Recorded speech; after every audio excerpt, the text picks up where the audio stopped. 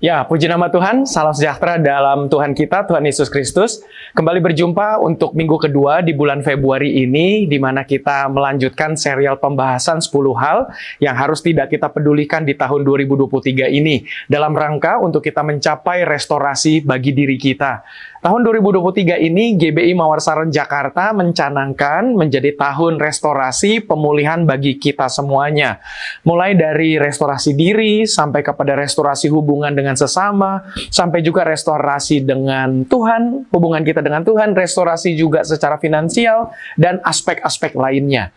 Maka itu Bapak Ibu Saudari, pastikan kita mengikuti serial pembahasan Faith Minutes Live ini, pembekalan karakter secara berurutan. Nah, kita sekarang sudah sampai kepada serial keempat. Bapak Ibu Saudari, kemarin kira-kira 3 minggu yang lalu, 3 hari Kamis yang lalu, kita sudah mulai dengan pembahasan pertama, yaitu adalah kita harus tidak mempedulikan keadaan buruk. Yang kedua adalah kenangan buruk. Yang ketiga adalah komentar negatif. Nah, hari ini serial keempat kita masuk kepada komentar orang tidak penting. Memang ketika memilih judul serial keempat ini, saya mempertimbangkan memilih kira-kira judul apa ya yang pas. Nah, saya memikirkan bahwa biarlah ini menjadi satu judul yang cukup unik, di mana kita bisa menggambarkan orang yang tidak penting. Apa orang yang tidak penting itu, dan sebaliknya apa orang yang penting? Nah, makanya pembahasan episode minggu ini akan menolong Bapak Ibu Saudara-saudari semua supaya kita bisa mengklasifikasikan, memisahkan antara orang penting dalam hidup kita dan orang yang tidak penting dalam hidup kita.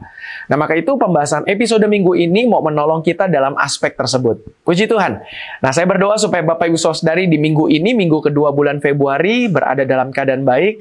Dan saya juga doakan supaya Bapak Ibu Saudara-saudari semua diberkati Tuhan, yang sakit ditolong, disembuhkan Tuhan, yang punya masalah juga dibantu, diselesaikan masalahnya oleh Tuhan, sehingga kita mendapatkan pengalaman untuk kita meningkatkan level iman kita.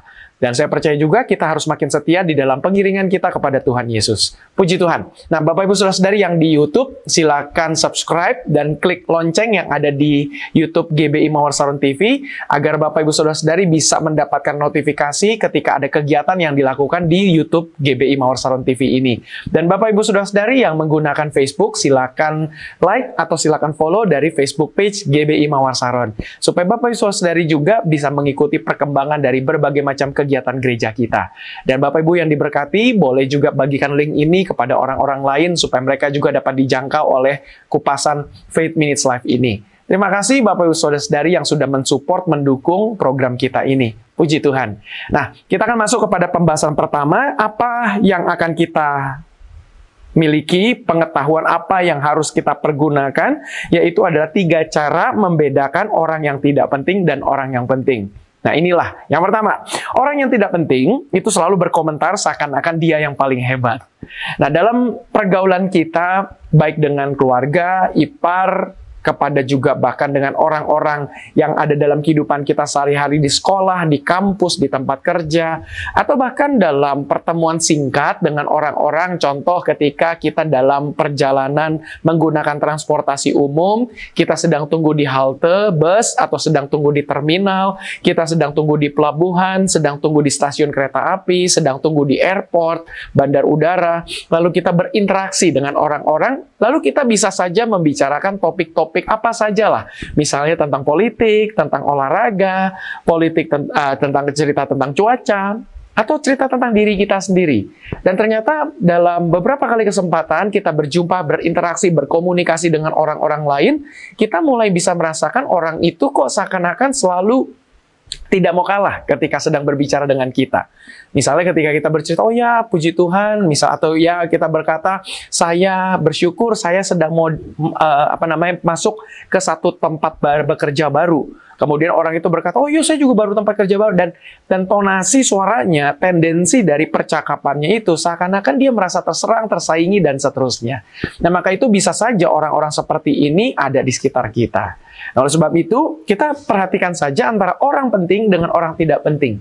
Bisa saja orang-orang yang ada kaitan darah dengan kita, misalnya adik, kakak, ipar, yang menjadi keluarga bagi kita karena terjadinya pernikahan antara kita dengan suami dan istri kita, maka itu kita punya ipar-ipar. Kita punya juga misal paman, bibi, om, tante, bahkan opa, oma, orang tua, mertua, dan sebagainya. Nah, ini kita bisa klasifikasi, belum tentu keluarga kita itu menjadi orang yang penting. Kenapa? Karena belum tentu keluarga kita itu adalah bagian dalam gambaran yang pertama ini. Jadi selalu berkomentar seakan-akan dia yang paling hebat. Artinya, apa gambaran seperti ini? Nah, orang yang tidak penting ini selalu berkomentar, namun ternyata tidak bisa mempraktekkan komentarnya. Nah, ada orang-orang di sekitar kita seperti itu. Dia seakan-akan yang paling hebat, harusnya begini, harusnya begitu. Sementara dia sendiri tidak pernah melakukan apa-apa. Nah, walaupun maaf, ini adalah keluarga kita sendiri, kita bisa klasifikasikan mereka sebagai orang-orang yang tidak penting dalam hidup kita. Kenapa? Kita bergaul saja dengan orang-orang seperti ini, tapi tidak sering-sering meluangkan waktu bersama dengan dia. Kecuali kalau kita misalnya sudah memiliki kedalaman kedewasaan yang baik. Kita sudah memiliki benteng pertahanan dalam jiwa kita yang kuat. Sehingga ketika berinteraksi dengan orang-orang itu, kita tidak terpengaruhi. Nah, namun ketika Bapak, Ibu, Saudara-saudari yang masih bergumul, benteng pertahanannya belum sekuat seperti itu, kalau kita bergaul dengan mereka, takutnya kita menjadi tertekan, stres, terganggu suasana hati kita, batin kita menjadi tergores. Jadi, mari kita coba bekali diri kita dengan benteng yang kuat. Nah, supaya kalau kita bergaul dengan orang-orang seperti ini, maka kita tidak masalah. Namun, ketika kita bergaul dengan orang-orang seperti ini, tahu batasannya. Nah, salah satu batasannya adalah yang pertama, orang-orang seperti ini selalu merasa diri paling hebat, selalu berkomentar, selalu mengatakan, ini mah gampang, ini mah bisa, ya masa kamu nggak bisa? Ternyata sebetulnya dia sendiri belum tentu bisa melakukannya. Seperti pembahasan hari Kamis kemarin, Faith Minutes Live episode ketiga, di mana kita membahas tentang komentar negatif, itu juga saya sudah sampaikan. Orang-orang yang memberikan komentar negatif adalah yang tidak memberikan solusi, tidak memberikan kekuatan, penghiburan, yang ingin menjatuhkan kita. Nah, ini masuk dalam klasifikasi orang-orang yang tidak penting, yang saya rasa tidak masalah kalau kita mulai jaga jarak dengan mereka, kita mulai mengasingkan diri kita dari mereka, itu tidak salah. Nanti kalau kita sudah kuat, mental kita sudah baik, silakan bangun hubungan kembali dengan mereka. Nah, tetapi kalau kita ingin supaya kita belajar mengalami restorasi diri, mulai dululah kita lihat orang-orang di sekitar kita. Kalau mereka seperti itu, selalu berkomentar, seakan-akan dia yang paling hebat, ya udah, kita mulai jauhkan diri kita sementara dulu dari mereka. Sampai kita kuat, baru kita bisa bergaul lagi dengan mereka. Yang kedua adalah orang yang tidak penting selalu berkomentar seakan-akan dia sudah berkarya. Nah, kalau tadi seakan-akan dia yang paling hebat, nah yang kedua adalah seakan-akan dia sudah berkarya. Nah, orang-orang seperti ini itu selalu berkomentar, namun saya senang dengan istilah nirkarya.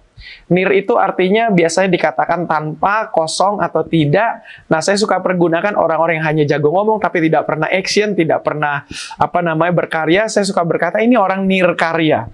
Jadi dengan kata lain, kita bisa lihat bahwa orang-orang model seperti ini adalah orang-orang yang mungkin kita perlu jauhkan diri kita dari mereka.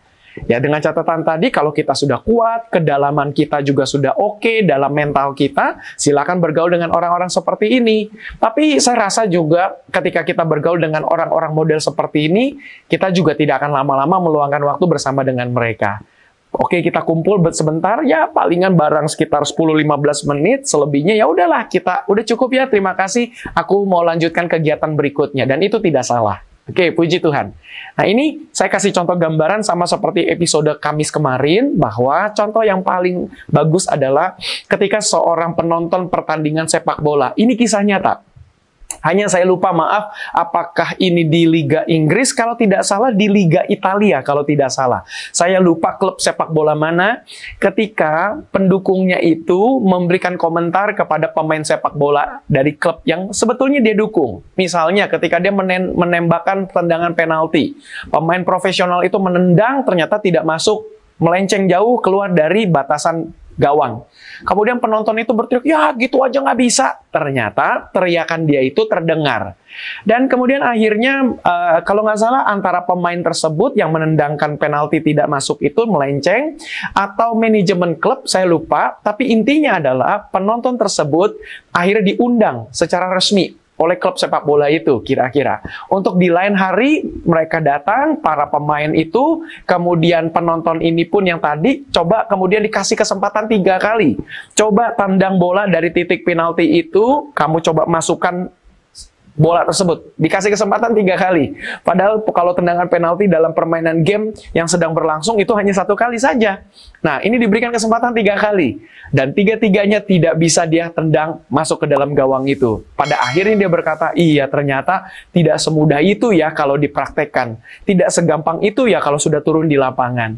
Nah, jadi kalau kita berjumpa dengan orang-orang model seperti ini selalu berkomentar seakan-akan dia yang hebat tapi nggak pernah berkarya, nirkarya, maka kita nggak, ini orang tidak penting lah dalam hidup kita. Jadi anggaplah juga seperti episode kemarin ketika mereka memberikan komentar, anggap saja masuk kuping kiri, keluar kuping kanan. Nggak usah dicerna dalam pikiran kita. Udah ketawa-ketawa, oh ya terima kasih untuk masukannya, terima kasih untuk penggambarannya, untuk ilustrasi yang diberikan, terima kasih. Udah begitu aja.